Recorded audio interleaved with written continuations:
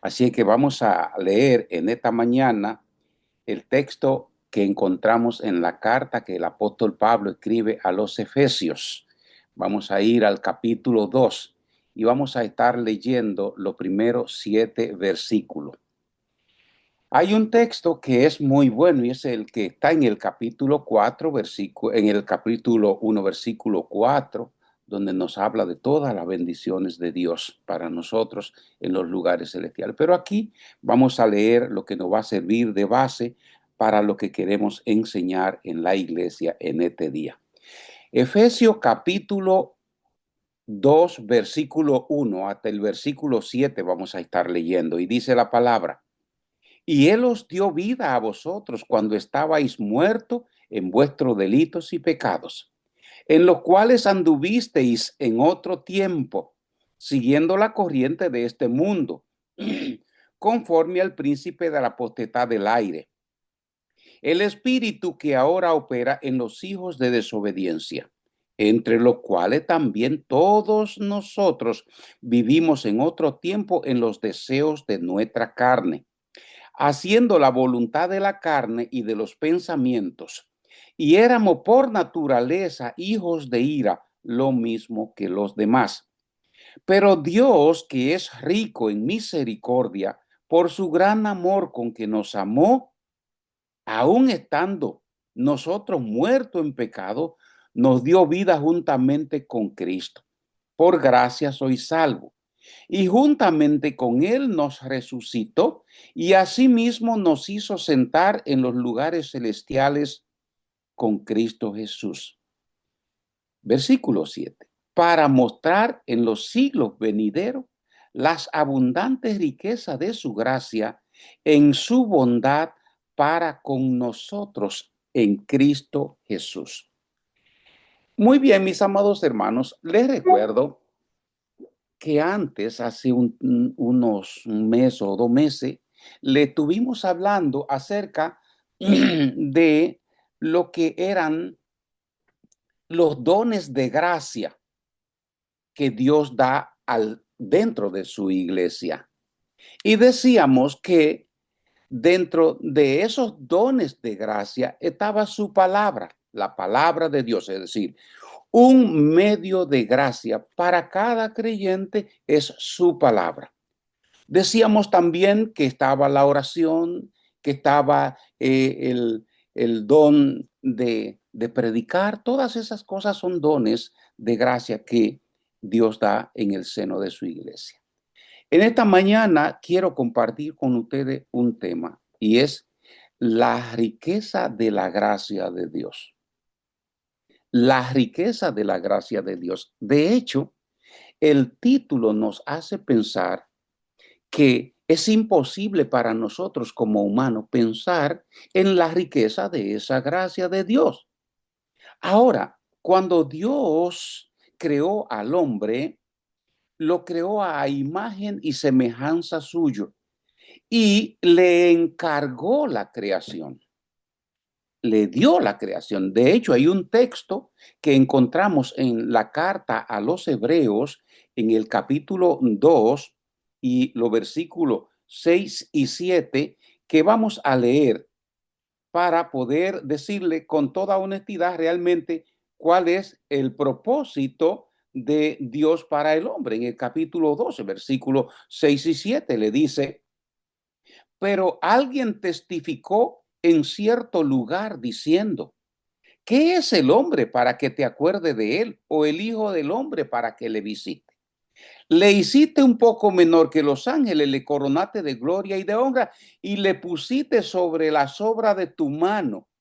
Es decir, ¿cómo nosotros podemos ver que Dios haya puesto en manos del hombre la creación suya? Realmente una gracia que nosotros no podemos entender, que no nos llega. Sin embargo, el hombre fracasó y en esa encomienda desobedeció a Dios. Así que El hombre cayó de su estado original como consecuencia del pecado, como consecuencia de su desobediencia. Y por causa de su pecado, la descendencia suya también vino marcada por ese pecado y por naturaleza, entonces nos constituimos en enemigos de Dios. El hombre es el enemigo de Dios. Muchas veces pensamos que Satanás es el enemigo de Dios. Cuando el hombre no tiene una relación con Dios, es un enemigo de Dios. Ahora, por su naturaleza pecaminosa y por su depravada condición, el hombre se apartó de Dios y judicialmente, bajo la justicia de Dios, él es responsable por sus hechos. El hombre se convirtió en un responsable de su propia causa. Y esta es la razón entonces por la que es imposible que él disfrute de esa comunión para la cual Dios lo creó. Así que el hombre, o se le exige también al hombre, que debe de pagar por la pena que lo llevó a la condición en la cual él está. ¿Qué dice entonces la Biblia? Él debe de morir. El hombre tiene que morir, dice la carta a los Hebreos en el capítulo 9, versículo 27, y de la manera que está establecido para los hombres que mueran. Y después el juicio. Ahora, a pesar de todo esto, quise hacer este preámbulo para que podamos ver que a pesar de todo esto y de lo que eso conlleva, de todo lo que trae detrás, Dios ha actuado por su soberana gracia para redimirlo de su pecado y librarlo de la muerte. Es decir, por todo lo que el hombre ha hecho, por todo lo que el hombre es, a pesar de todo, Dios ha actuado bajo su soberana gracia.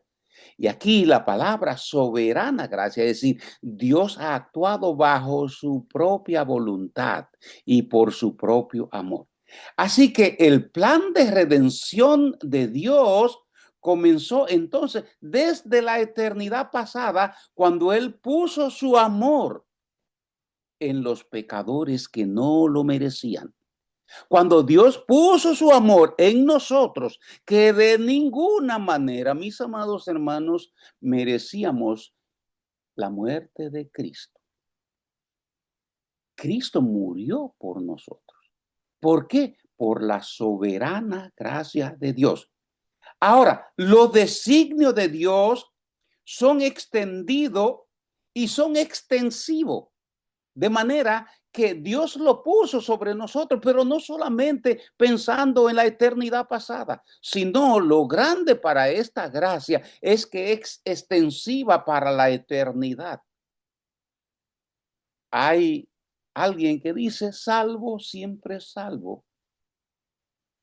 Cuando Dios nos salvó, no nos salvó por un mes. Cuando Dios nos salvó, no nos salvó por el tiempo en el que nosotros vivimos aquí en la tierra. Dios nos ha salvado para la eternidad. En el Nuevo Testamento nosotros encontramos 5 términos que expresan esa verdad de Dios acerca de su propósito eterno para con nosotros. Así que lo primero que Dios hace es que Él nos conoció de antemano. Bueno, usted se puede preguntar que alguien le conociera desde la eternidad pasada. Suena como un poco difícil de entender, pero aunque sea difícil para nosotros como seres finitos, la verdad es que Dios nos conocía desde toda la eternidad y conocía cada paso en su programa eterno para con el universo. El programa eterno de Dios estaba diseñado desde su eternidad para toda su creación. De hecho, el apóstol Pedro nos dice en su primera carta, en el capítulo 1 y versículo 2 nos dice, elegidos según la presciencia de Dios. Elegidos según la presciencia de Dios. Y podemos anotar esa palabra presciencia de Dios. Presciencia quiere decir que Él lo sabía de antemano, que Dios sabe todas las cosas. Ahora, elegido según la presciencia de Dios Padre en santificación del Espíritu para ser rociado por la sangre de Jesucristo. Y es importante que usted pueda entender que ya Dios lo había elegido con un propósito para acercarlo a Él, pero mediante una fórmula, la fórmula de la limpieza. La limpieza consistía, como dice Pedro, en ser rociado con la sangre de Jesucristo. El verso 20 dice, ya destinado desde antes de la fundación del mundo, pero manifestado en los postreros tiempos por otra razón, por amor a nosotros. Así que Dios nos destinó para ser rociado. Ahora, el segundo término que encontramos es que Él también nos predestinó. Predestinó. Y según el empleo que se hace del término predestinó en el Nuevo Testamento, se declara entonces por ese mismo término que Dios determina de antemano lo que ha de suceder. Se puede decir que el destino ya está determinado, que lo que ya usted es, mi amado hermano, ya Dios lo conocía y Dios le plació ponerlo a usted en el lugar que se encuentra hoy. Pero sépase que no ha habido nada humano que haya intervenido en esa posición en la cual usted está. En el Nuevo Testamento, ese término se refiere a que Dios ha predeterminado para los elegidos esa posición y por lo tanto ese término no lo usamos para aquellos que no han sido elegidos todavía por Dios.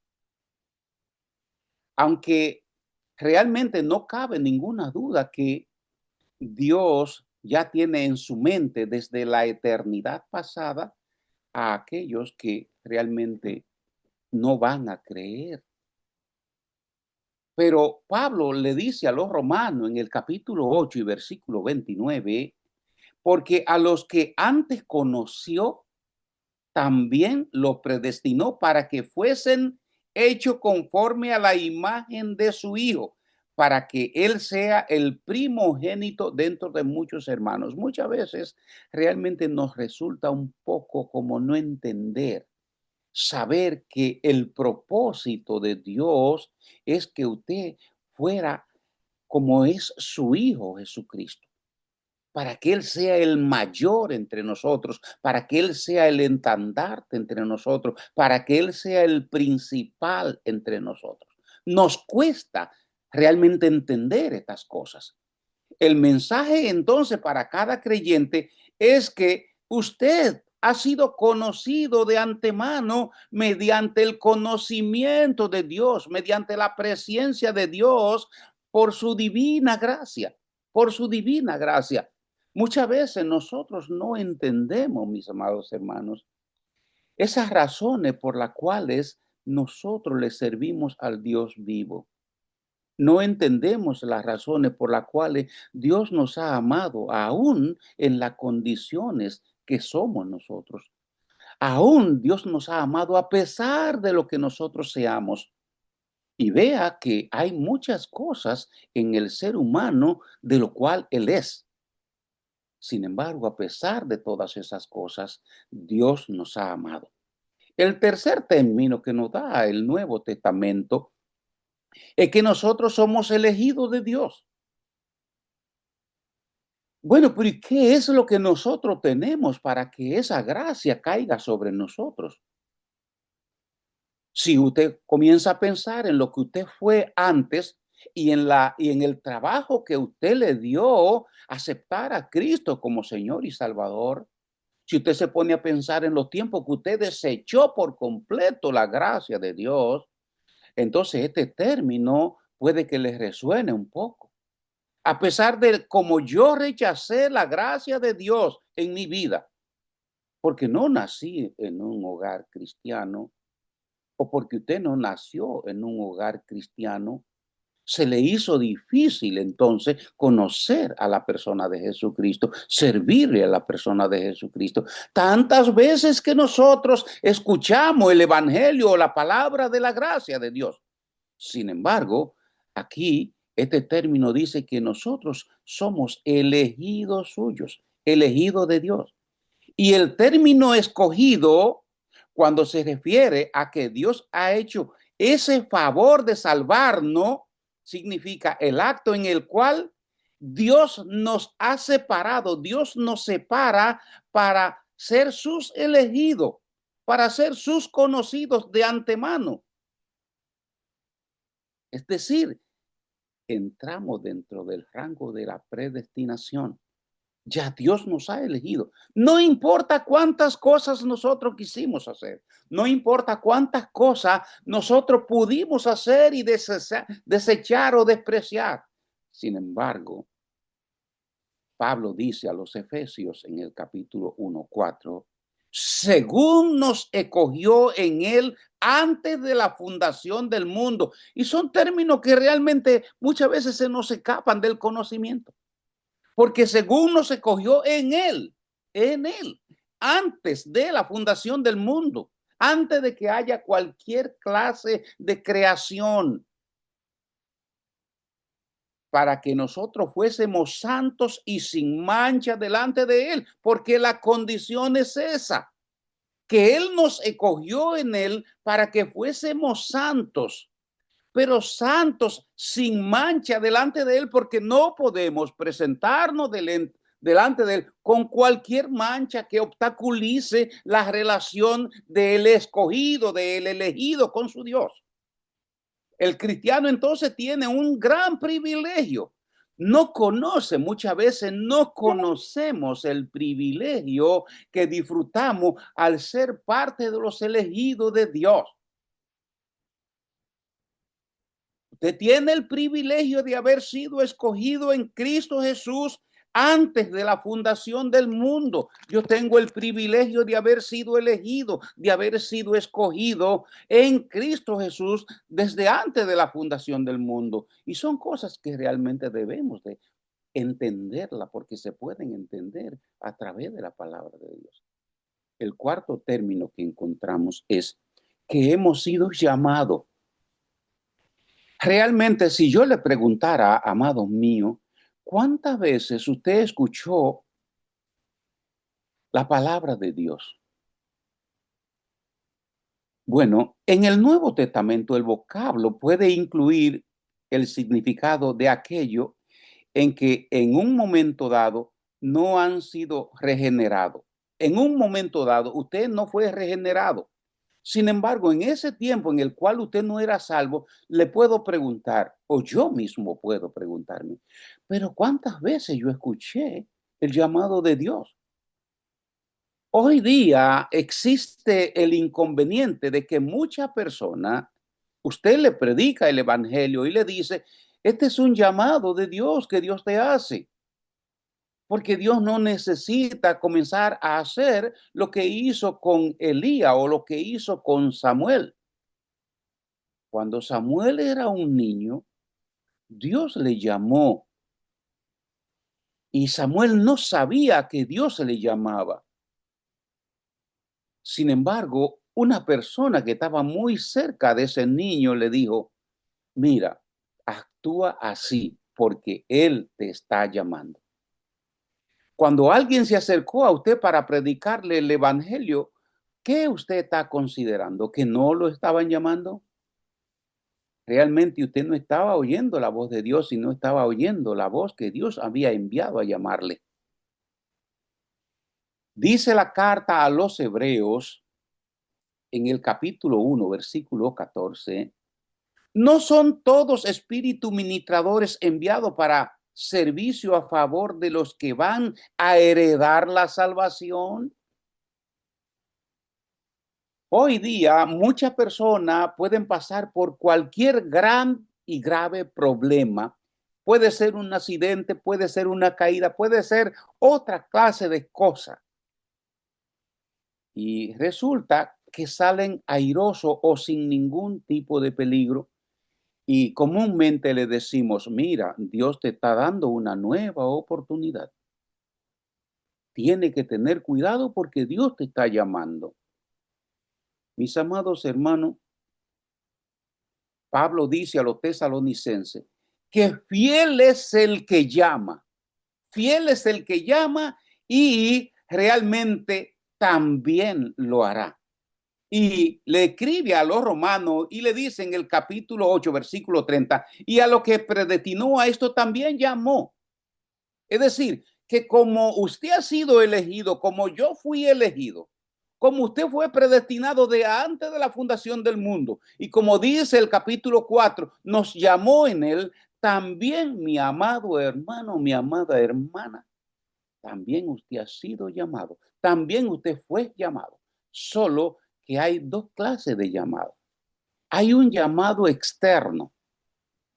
Y ese llamado externo se está haciendo hoy día en el mundo. A través de las redes sociales encontramos prédicas del evangelio por todos los lados. Dice Pablo que hay algunos que predican a Cristo por envidia o por contención, mas otros lo predican en buena forma. Realmente hay en el mundo muchas personas que están predicando un evangelio distorsionado, raro. Hay otros que lo están predicando de buena manera. Eso es un llamado de Dios al mundo, un llamado de Dios al mundo, porque Él dijo, id por todo el mundo y prediquen el evangelio a toda criatura. Ese es el llamado de Dios. Así que hemos sido llamados. Y ese es el llamado exterior, el que realmente la gente no está escuchando. Pero hay un llamado interno, un llamado interior. Y es el llamado que el Espíritu Santo nos hizo a nosotros cuando respondimos al llamado de Dios, cuando nos convertimos, cuando atendimos que Dios nos llamaba. Ahora, si estos cuatro términos que hemos visto, hemos sido llamados, hemos sido elegidos, Dios nos predestinó, bueno, pero de igualmente, por esa razón somos hijos de Dios. Pero usted se ha puesto a pensar, ¿qué es ser un hijo de Dios? La pregunta sería, ¿cuántos de nosotros nos hemos dado cuenta en lo más interno, en lo más interior de nuestro ser, que somos hijos de Dios? Así que ser nacido de nuevo por el poder regenerador del Espíritu Santo es una relación en la que Dios viene a ser el legítimo Padre nuestro, su legítimo Padre. ¿Por qué? Porque usted ha sido regenerado, usted ha sido hecho de nuevo. Y que el que es salvo viene a ser un legítimo hijo de Dios. De hecho, cuando usted se convirtió en un hijo legítimo de Dios. Esta es una cosa que apenas puede ser entendida por cualquier ser humano que esté en este mundo terrenal. ¿Por qué razón, mis amados hermanos? Porque la realidad que sobrepasa todo nuestro sentido pertenece a los valores celestiales y no a los valores terrenales. Por eso es que es difícil para nosotros entender estas cosas. Pero tenga la certeza de que Dios lo ha hecho su hijo, pero su hijo legítimo. Pero sepa también que como hijo legítimo, Él es el Padre legítimo nuestro. Juan escribe en el capítulo 1, versículo 11 al 13, y él dice, a lo suyo vino, y los suyos no le recibieron. Mas a todos los que recibieron, a los que creen en su nombre, le dio la potestad de ser hechos hijos de Dios. Si lográramos entender lo que quiere decirnos Juan con que nos hizo hijo de Dios, probablemente nuestro temor a nuestro Padre sería diferente a todas las cosas que pensamos mal, a todas las actuaciones que hacemos que no se corresponden con la de un hijo de Dios. El versículo 13 dice, los cuales no son engendrados de sangre, ni de voluntad de carne, ni de voluntad de varón. Usted y yo hemos sido engendrados por la voluntad de Dios. De hecho, si somos hijos por la voluntad de Dios. De manera que esta regeneración es una realidad fundamental en todo aquel que ha creído en Cristo como su Señor, como su Salvador. Así que esta nueva existencia o esta nueva creación es una nueva vida que es perdurable por ser de naturaleza divina, por ser de naturaleza celestial. A ser hijo no es una forma natural o una forma terrenal. Ser hijo es realmente de manera divina. Nuestro Señor Jesucristo durante su ministerio terrenal trató con uno de los hombres más religiosos y ejemplar dentro del judaísmo. En el capítulo 3 del Evangelio de Juan, nuestro Señor le declaró a ese hombre la necesidad de un nuevo nacimiento como algo que debe de aplicarse en la vida de todo creyente. Ahora, cuando Pablo escribe la carta a los Corintios en el capítulo 2, capítulo 5, versículo 17, dice que de modo que si alguno está en Cristo, nueva criatura es. Las cosas viejas pasaron, he aquí, todas son hechas nuevas. De manera que usted tiene que pensar que ahora como hijo de Dios ya no hay nada viejo en usted, no hay nada viejo en su camino. Las cosas viejas se quitaron, se pasaron. Todo es nuevo. Y este nuevo nacimiento completamente necesario no forma parte del primer nacimiento que es según la carne. Así que este nuevo nacimiento es por vía espiritual. Este viene por voluntad de Dios. Nuestro Señor Jesucristo en el mismo capítulo 3, cuando hablaba con Nicodemo, en el versículo 6, le dijo que lo que es nacido de la carne, carne es, y lo que es nacido del espíritu, espíritu es. Ahora piense usted, ¿yo de dónde soy nacido? Pues mis amados hermanos, somos nacidos del Espíritu Santo. No somos nacidos de carne, nacidos del Espíritu Santo. Él nos ha regenerado.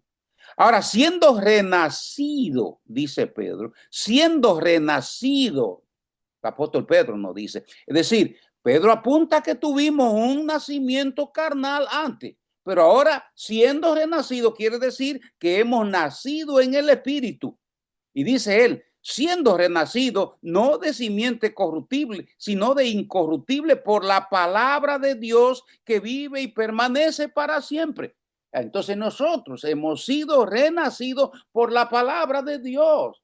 De hecho, nuestro Señor Jesucristo, cuando predicaba el sermón del aposento alto, su último sermón con los suyos, le dijo, ustedes no necesitan lavarse. Ya ustedes estáis limpios por la palabra que os he hablado. Ustedes no necesitan más nada, ya están limpios. Ahora, por nosotros haber nacido de nuevo, entonces somos adoptados como hijos de Dios. Esa es la pauta. Como usted y yo hemos nacido de nuevo y como hemos sido regenerados por el Espíritu Santo de Dios, somos nuevas criaturas, como dice Pablo en 5:17 de la segunda carta a los Corintios. Por lo tanto, entonces nosotros somos adoptados como hijos de Dios. Y Pablo, escribiendo a los Efesios en el capítulo 1, versículos 4 y 5, le dice, según nos escogió en él antes de la fundación del mundo, para que fuésemos santos y sin mancha delante de él, en amor, habiéndonos predestinado para ser, ¿qué? Para ser adoptados, hijos suyos, para ser adoptados, hijos suyos. Así que dentro de la voluntad de Dios estaba la adopción que Él quería para nosotros, por medio de Jesucristo, según el puro afecto de su voluntad. Y aquí hay una palabra en dominicano que se dice, pero aquí según el puro afecto de su voluntad, dice como Él quiso, como Él lo hizo. Y de hecho debe de pensar usted, mi amado hermano, que Él lo hizo por amor. Él lo hizo por amor. Así que al intentar nosotros descubrir en qué consiste realmente la adopción, es preciso que podamos entender que la adopción divina no tiene absolutamente nada en común con la adopción que practican aquí los hombres en la tierra. Ahora, entre los hombres, la adopción es un medio para que un extraño, uno que está afuera, venga a formar parte de una familia determinada. Por ejemplo, ¿cuál de ustedes se atrevería a adoptar al hermano Moisés antes de él ser cristiano? Con su edad. O yo pregunto, ¿cuál de ustedes quisiera adoptarme así con mis malas costumbres y mi forma de ser y mis pleitos y mis cosas?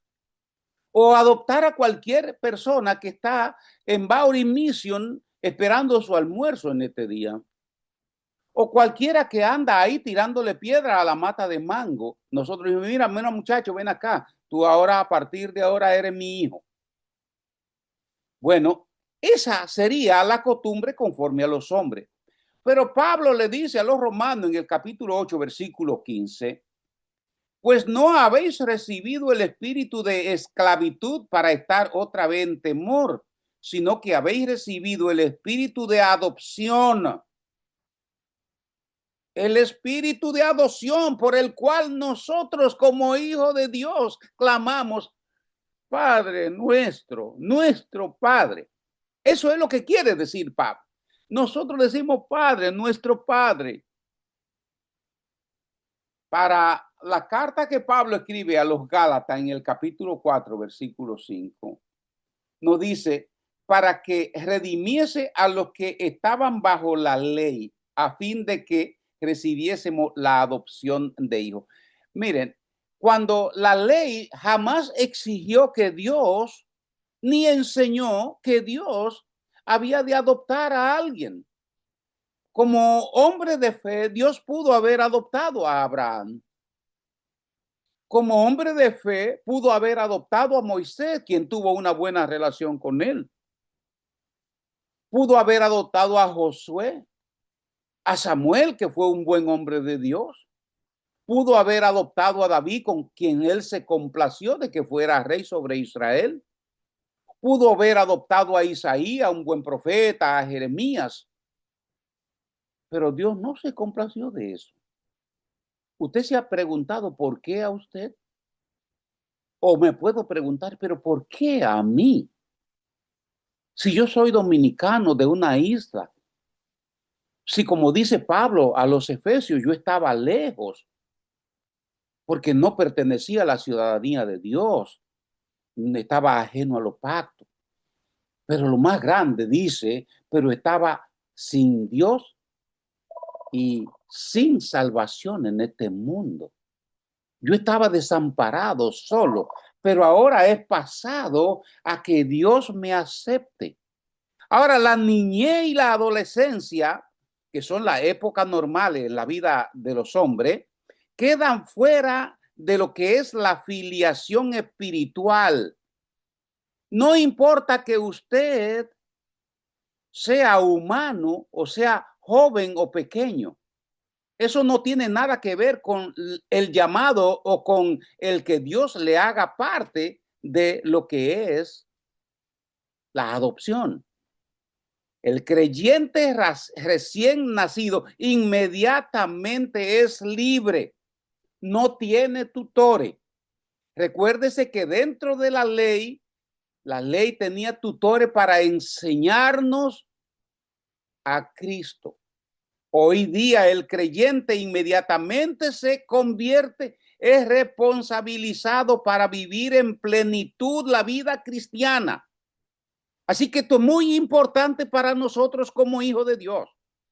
En el momento en el que nosotros nos convertimos, en ese mismo momento pasamos a ser hijos de Dios mediante la adopción. Pero en ese mismo momento Dios nos equipó para que, ¿para qué? Para darnos la responsabilidad en nuestra vida cristiana como hijo adulto dentro de la casa de nuestro Padre. Ahora, todo cuanto Dios dice al más antiguo de sus hijos creyentes, lo hace de igual manera para aquellos que han sido recién regenerados. Pablo hace mención de una palabra, niños en Cristo, en la carta que escribe a los Corintios en el capítulo 3, versículo 1. Niños. Ahora, cuando Pablo habla de esta palabra de niños en Cristo, lo que está hablando es acerca de la carnalidad de estos cristianos corintios. Eso es lo que realmente nos hace sentirnos niños cuando no vamos a la fuente que nos hace crecer para la gracia de Dios. Pedro llama la atención, el apóstol Pedro, en su primera carta, capítulo 2, y dice, desead como niños recién nacidos. Pero aquí el caso de niños no es que usted es un niño, mi amado, mi amada, usted no es un niño. Lo que dice es que usted debe de tener ese deseo interno, el que siente el niño por la leche de su madre, por el deseo que siente el niño por su alimentación. Nosotros también debemos desear eso como un niño, pero es nuestra alimentación. Y Pedro nos dice que eso es la palabra de Dios. En cuanto a la adopción divina, todo hijo de Dios es adoptado en el momento de nacer y es situado, es puesto, es elevado como un hijo maduro y responsable. Así es que una de las cosas que nosotros podemos decir y hacer no es que no hemos hecho algo para la gloria de Dios porque no tenemos capacidad. No, mis amados hermanos. Ahora mismo comenzamos nosotros a ver lo que es el capítulo 12 de la carta primera que Pablo escribe a los Corintios, donde nos habla de los dones espirituales. Los dones espirituales son el equipaje divino que Dios da a sus hijos para que puedan transitar en esta vida de peregrinación en el mundo. Es la preparación. Y por eso es que entonces, cuando usted ha sido adoptado por Dios como un hijo, usted es adoptado no como un bebé al que se le va a dar leche. Usted no va a ser adoptado como un niño pequeño al que hay que llevar al corral y cuidarlo. Usted no va a ser adoptado como un bebé al que hay que bañar y empolvar. Usted ha sido adoptado por Dios como un hijo maduro, con la responsabilidad que Dios da en su palabra. Pero hay algo importante y con esto vamos a terminar. Es que al ser hijo de Dios y ser adoptado, entonces nosotros hemos pasado a ser aceptable a Dios por medio de Jesucristo. Esa es nuestra condición. Con todo lo que hemos visto de la gracia divina en nuestra vida, con todo lo que hemos visto acerca del nuevo nacimiento, con todo lo que hemos visto acerca de nuestra aceptación por Dios, entonces ahora nosotros somos aceptables a Él por medio de nuestro Señor Jesucristo. Y quiero decirle, mis amados hermanos, que esta es una posición delante de los ojos de Dios en la cual el creyente, como dice Pablo, es hecho acepto en el amado. Aquí Pablo escribe a los Efesios en el capítulo 1, versículo 6, y dice, para alabanza de la gloria de su gracia. Usted ha sido hecho acepto. Acepto es como, por ejemplo, cuando tú vas a una casa y fuiste a pedir la mano de una chica por la cual tú te sentías muy interesado, pero había un problema. Es que papá y mamá no te vieron con buenos ojos. Y como papá y mamá no te vieron con buenos ojos, tú no eres acepto delante de ellos. Usted se pone a pensar en el gran problema que eso significa para la muchacha y para el muchacho. Bueno, piense ahora usted que ha nacido de nuevo. Si Dios le dijera, bueno, ponte en esa esquina ahí hasta que yo piense. No, Dios nos ha dado un medio de gracia.